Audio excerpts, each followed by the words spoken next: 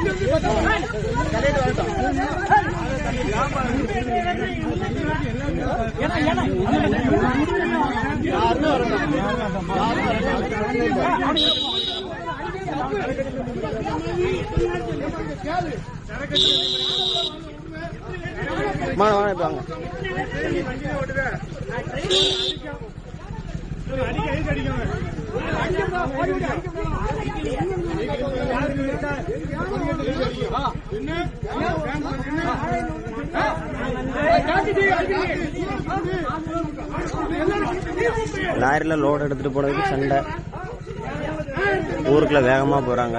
அது கேட்டதுக்கு பெரிய சண்டை. அந்த ஓனர் வந்துட்டு பெரிய சண்டை.